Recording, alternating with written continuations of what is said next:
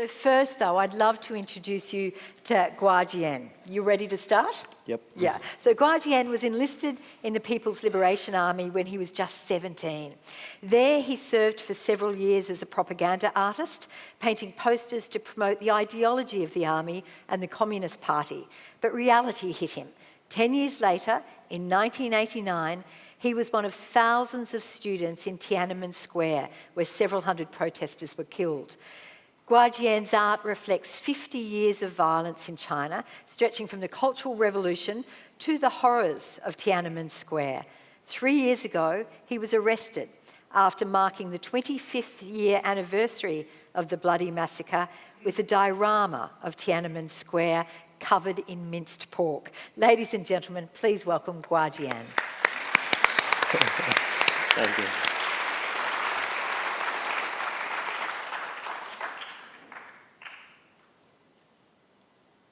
Now, I was waiting for a video, but I'll move on. We might do that a little bit later. But minced pork, a diorama. Yep. Where did that idea come from? I think that's like, first of all, like back to the 90s, right, when I first time come to Australia. I mean, that time many artists just left China, right? So we were trying to hiding that kind of idea or the images, what happened in China. So I was one of them as well. So I tried not thinking about this. But again, as when you come to Australia, I just realized it's kind of a free country why I'm still fear about that, right? But then one day I was thinking about if I can find a way to do something to remember this. Yes. I never found the right kind of form or the materials. But one day I was at the Easter show in Sydney. I see people decorate with meat. I said, oh, wow, that's one of my idea. I could use that, but I never thought about use that for Tiananmen Square thing. But years later, when I was in China, back to China, I got people keeping coming to tell me, so don't think about this, don't do this. So you get that kind of things pressure on you all the time. So one day I was like, okay, that's it, I have to do that. So I bought 1 kilo of meat to test it. And I think it's working. I was really worried about that. Couldn't really stick it on the model, but working.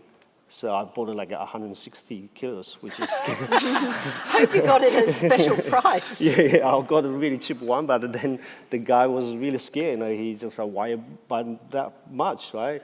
He sent the meat to come to my studio all the time. And I ordered like 2 kilos or 5 kilos, and then 10 kilos, and then more than 100 kilos. He was really scared. He come to, because I think in China, because people report you, right, when you become like suspicious, especially artists like me. And I said, he said, oh, why are you doing this? I said, oh, okay. He already saw everything. So I just said, okay, I'm promote a meat company for the good meat.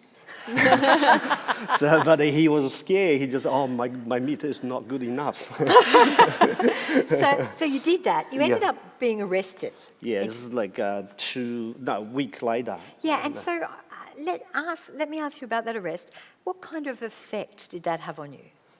I think it's after that. I mean, first I was really scared about that, right? Because people, when we talk about this, my first idea, I didn't really, literally that time I was trying to make a kite. It's, the move, F mover, right? Yes. Because that time, many artists, studio being demolished, my studio being demolished as well. So that my first reaction, I was, oh, okay, I'll make that kite, I'll fly this kite in Tiananmen Square. So my friends, they said, oh, you will get arrested first. In like a first second, you will get arrested. So you know that kind of scare just around, and also. But then when I decided to do that, I was like, okay, this is the moment. I need to do that because if I get through this fear just gone, you know.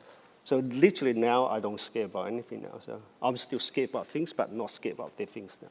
Good on you, good on you. So we've kind of started at the end, not the beginning. Can I take you back? Yep. And you were 17 when you signed up. And it was probably because of the propaganda promising a big, bright life that you did sign up for, right? Yep.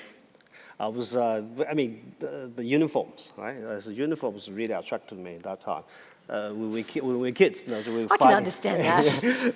The kids, like during the Cultural Revolution, were fighting for the uniform or the Yeah. army caps. You know, people died for that. Yeah. And mostly for myself, that time, I never got a girlfriend, right? That time I thought if I join the army, I'll get a girlfriend. I get a girlfriend easily. Did it work? No, it didn't work. So, all right, but you joined the army, Yeah. and I'm wondering how long before the ideal was torn down, before you realised you were being used? Seriously, three months later, I already kind of sick of that things because the training is like really more than what I thought.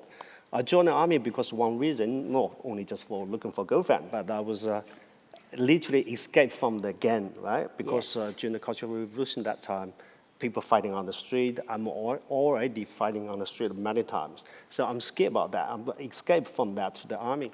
But when I got there, because of the war, Yes. before you join the army, you don't really, like my background, I can't really get into the army. But that time before we had a war with Vietnam. So they gave all the people get into the army. So when I got into the army, I just realized all the people are scared on the street, they were there as well. Yeah. So I'm scared. But then there's another thing is one of the Vietnam soldiers, they came to cross the border, right, into China, and they're searching for him and they kill him there. And then the next day you saw the paper, it's about him dying there with his wallet open, with Yes. his girlfriend's photo. That was shocking me too. So I Yeah. thought, wow, maybe one day I'll become like that too. I don't want my family or my friends to saw the photo of me next to Yeah. my girlfriend or my family's photos, Yeah. that sort of thing. So that struck me first. So let's go forward then. You know, art, you've told the story of what's happening through art. Is your art about converting others to your position, or is it simply a reflection on how you see something? I think both, both. But from the beginning it was just like naturally there's things against that. It's just based on my reaction. Yes. But then later on, I really have a go. I have to fighting for this. It's like I'm really working on that. That's it. So if I asked you what was your chief motivation, why do you get up each day and do this? What's the answer? I figured this again. I really, my parents' generation and my generation, we are living in the fear. So I think I have to get out of the fear. Yeah. I don't want to scare things all the time. My parents, they still scare things now. Yes. And I was like that as well. So but now I think I have to get out of that. Art is one of the things that make me to feel Strong. strong, yes. Yeah. You know, the rest of the world sees China as opening up. From inside as an activist, what do you see? Is the freedom we're actually seeing becoming another tool of suppression? Okay, this is like a really, that's how I go back to China. So I was naive about that too. I went back to China because literally I was kind of invited back to China. And people all talking about that time, that China is going to open up. I agree with that too, but when you go back there, there's so many things changed. But as an artist or basically like writers or movie makers, you just realize things are getting more tougher and tougher. Yes. And I didn't show my works in the public at all. I only just doing in my studio. Because I read the Chinese army has something like, is it 10,000 entertainment soldiers? Yes, yeah. But even in 2017, you're saying that the public is not sceptical.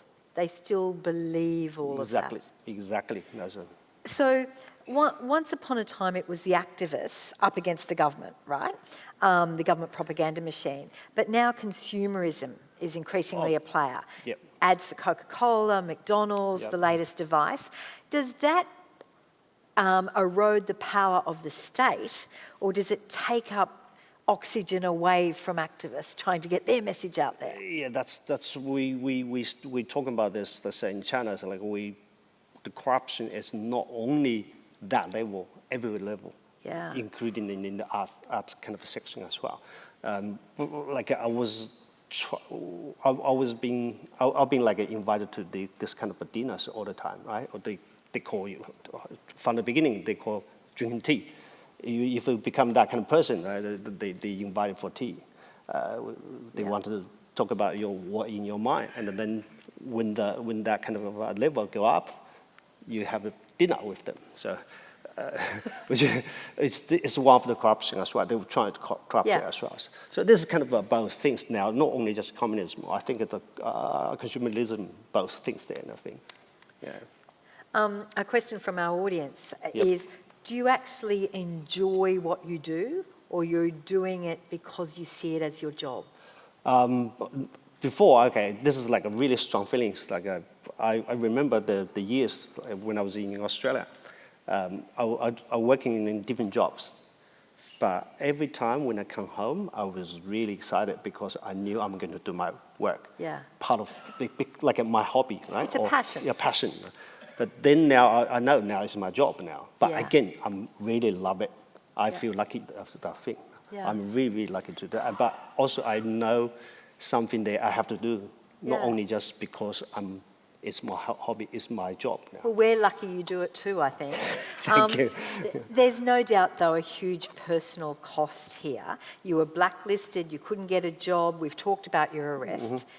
Is it worthwhile? Do you ever think, no, it's not anymore? I mean, again, that's like I'm never looking for this, right? But the day when I was in the custody, you know, I just realized, okay, this when you don't looking for this, but they come to you.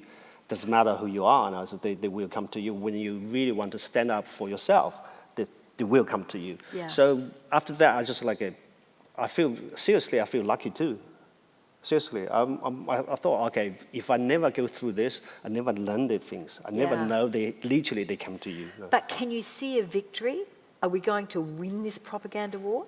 Oh, yes, of course. Because like I had a talk with one of my friends. I said, in a restaurant, before in China, in a restaurant, if you talking about something not right? Okay, most of the people in this room, everyone almost against you. But now you go to the restaurant, you have different tables there. Some people literally talking about that. Yeah. Still small group, but you grew up at the tables now. Ladies and gentlemen, please put your hands together for Guo Jian. Thank you.